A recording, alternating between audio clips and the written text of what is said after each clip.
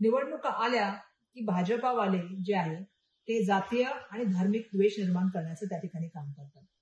लोकसभा आणि विधानसभेच्या इलेक्शनच्या वेळेला हिंदू जन आक्रोश मोर्चा त्या ठिकाणी काढण्याचं काम झालं. एक है तो सेफ है, बटोगे तो कटोगे सारखी वाक्य वापरण्यात आली. सातत्याने द्वेषाचं राजकारण निर्माण करायचं ही भाजपाची नीती राहिलेली आहे. आता आपण बघत आहोत की त्या ठिकाणी दिवाळीचा सण आहे, तर मुंबई महानगरपालिकेचं इलेक्शन दिसतंय समोर येत आहे.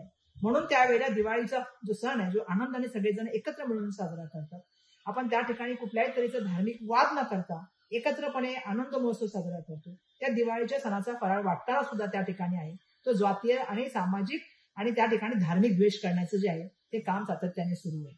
महत्वाची गोष्ट मला या ठिकाणी बोलायचंय, बस झालं आता आपल्या सगळ्यांचं हे सातत्याने धार्मिक, भाषिक आणि त्या ठिकाणी सामाजिक वाद निर्माण करायचे आणि समाजामध्ये द्वेषाचं तेढ निर्माण करायचं हे बंद झालं पाहिजे.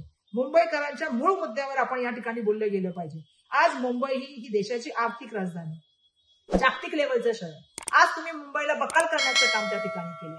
आज आपण मूलभूत मुंबईच्या प्रश्नाबद्दल बोललं गेलं पाहिजे, पण दुर्दैवाने ते न बोलता सातत्याने जे आहे ते द्वेषाचं राजकारण त्या ठिकाणी निर्माण करायचं. आज मुंबईच्या रस्त्याची अवस्था काय? आपण तर सांगितलं होतं सिमेंट कॉन्क्रीटचे रस्ते होणार. आज मुंबईमध्ये लोकांना पाणी मिळतंय का? मान्सून पूर्व नाले सफाई होते का? त्या ठिकाणी मोठ्या प्रमाणामध्ये भ्रष्टाचार होतो. आज मुंबईमध्ये मला प्रश्न आहे की बीएसटीची काय अवस्था आहे? बीएसटीचं खच्चीकरण कोणी त्या ठिकाणी केलं? याचाही प्रश्नाचं उत्तर तुम्हाला आता मुंबईकरांना द्यावं लागेल. आज प्रदूषणामध्ये मुंबईचा जो आहे तो जगामध्ये दुसरा नंबर.